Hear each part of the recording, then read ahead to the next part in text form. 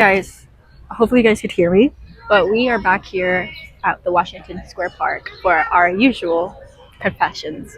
And right here I have my handy dandy notebook, so let's start with our conversations. Okay, I'm gonna start it with this question actually. At what point are we good enough? When are we self-improved enough to accept ourselves? That's a very deep, thought-provoking question. So when do you think? At what point are we good enough? I don't know, because sometimes I feel like I'm never going to be enough. And that is really sad. When are we self improved enough to accept ourselves? I think when you wake up each morning, each day, and if you're doing the same things over and over again that aren't benefiting your character or aligning with your goals, what the fuck are you actually doing? That should be taking it to myself. But at what point are we good enough? See, I don't even know the response to these questions. But I think the point where you feel like you're good enough is when you wake up and you feel fulfillment. Because I'm gonna tell you this right now. My dream school was NYU. I got in. Was I fulfilled? Shake the camera as I say no.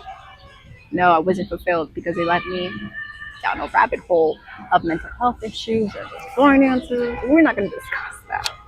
But at the moment, yes, where you are self-improved is when you could do things like this and not get embarrassed. Even though my sister is. But it's okay. Do the people in your life bring out the best of you?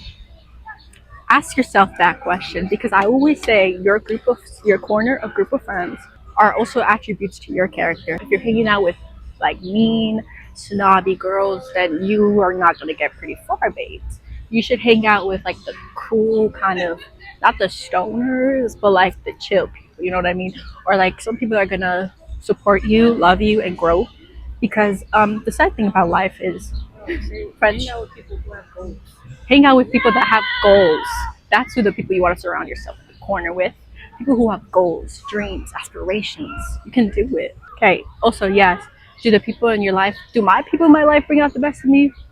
They don't really talk to me much. I'm not gonna lie. My friend circle is, was it the DMD? How do you say do not disturb? D&D? D&D. They on D&D right now. So we haven't talked in like a month. But honestly, that's with life. Everyone's adulting. They're working, school. They're becoming adults. And I'm still here. PPS kids, Toys R Us kid. Like, I've never grew out of that phase. Next question. Okay, I'm not going to lie. These are not really good questions. So I'm just going to think of one off the spot.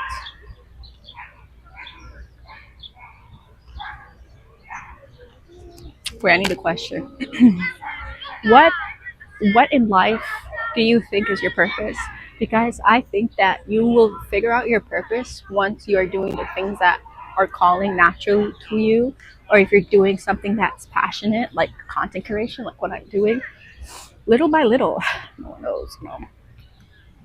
What is the purpose of life? That's a good one. What's the purpose of life? I know, Bill Nye, the science guy. Bill. Okay, wait. We actually have to think of something because I can't be standing here looking pretty. Okay, how have I felt since getting a higher education? I feel pretty the same, maybe a little bit smarter, but I'm very much exhausted. But school is worth it because education is power, guys. Okay, so currently I am 22. And I feel like a strong sense of feeling that I might be here full time in my late 20s, even though I want to be here now. I don't got money. I only have a pen to write my life story with. So let's be the narrator and let's write. I will have a great day. And a little smiley face. Back to what I was saying. So I am 22. Oh, I'm 22 right now, and I feel as if for some reason I feel like I'm 25, and maybe that has to do with the eldest daughter syndrome. Which I'm just gonna say this right now: your 20s are the most loneliest periods of your life. I personally feel that, and I feel as if I'm going through a transit in my life where my strong, close friends are all kind of moving away, and it's like showing me like I have to grow my character and myself and my goals and careers, and that's why I had to miss out on the opportunity of me acting, which is kind of sad because I I regret it a lot. But I think at the end of the day, maybe it was a better choice, right? Yeah. But yeah, I feel like this year I'm gonna tap into the creative energy. I really love fashion a lot, and I kind of want to explore that avenue. I don't know what to create, but I'm creating a video, so that counts. Oh my guys, men. Let's talk about men. I feel like a lot of ladies in our 20s right now. My relationships. Okay, we're gonna talk about relationships because in your 20s, that is the most. I feel I went to a tarot reader like a year ago at the Lunar Fair, and she told me that every relationship I go to, the reason why I always end up with like the wrong people is because I meant to have karmic relationships and that are healing somehow. And honestly, kind of right because the last man I was with, he was from the UK, and I feel like that was my karmic soul tie, and it didn't end up good. And she was right. When that finished, I felt like a healing part because I knew what I didn't want in a partner. And also, when we were in the matcha place, the girl behind us, she's like, "Yeah, I was talking to this guy. He's British. He's from London." I'm like, "Oh, girl, run, because you don't want to do that." Just from experience. But yo, relationship Q&A. Okay. I've been with a lot of shitty men. I'm not gonna lie. So ladies, please know your worth. Because last time when I was like 20 years old, I had a gold dress on that I got from V Chapman. I spent it with my own hardworking money, and I went out with this guy who was from Queens, and we went to this the RH rooftop in by the Meatpattrick district, I think. And when I came out, we were walking, right? He was holding my hand. And I look beautiful. I'm like, and you know what this man tells me? He says, zoom in. He says, is this dress a rental? What? He said that. He said, it's my dress rented. I said, who? I said, what type of broke bitches did you date before me? Because, baby, this bought. I bought that dress. No offense, because I'm still broke. But I bought that. So when he said I rented it, that's fucked up. But oh yeah, that's the camera I want. But what's it called? Yeah. That night didn't end good because this man, let me tell you, this man, okay, was a whore. I was literally walking and he was so sweet at first. He's like, I apologize because we used to talk. He's like, I apologize for the way I acted. I was very childish and immature.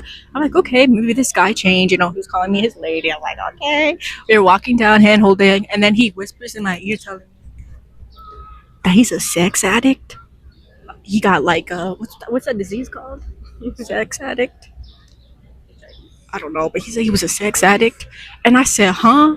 And he's like, yeah, like I have these phases where I just keep like on women. I said,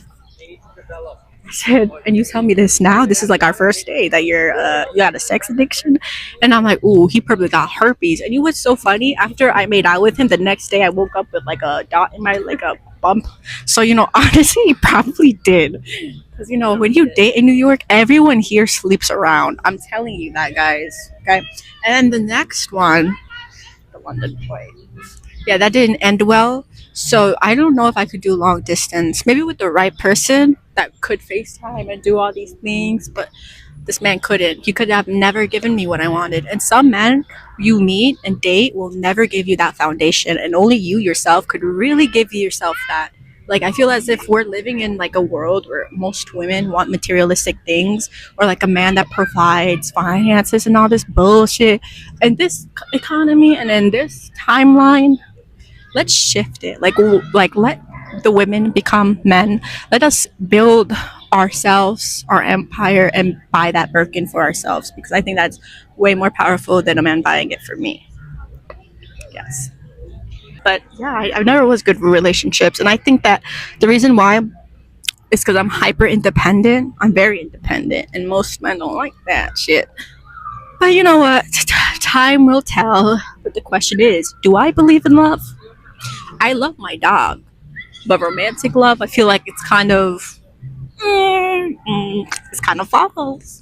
But my sister said, "You don't believe in love." I said, "It's okay not to believe that love is real because I feel like love is so fictionalized. It's so repeated in novels and all this stuff. Like it's so cheesy, cliche. Like, and I'm not a girl that you can hold down, bitch. I'm a wild horse."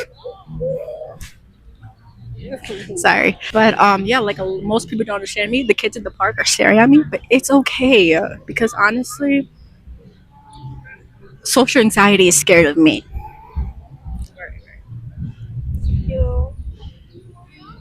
And if you guys have any more questions, let me know. But that's my relationship: is build it with yourself, love yourself before you go and you love on other people. But also, if you're single, it's okay to hoe around. Cut the cameras. Okay. Dead ass.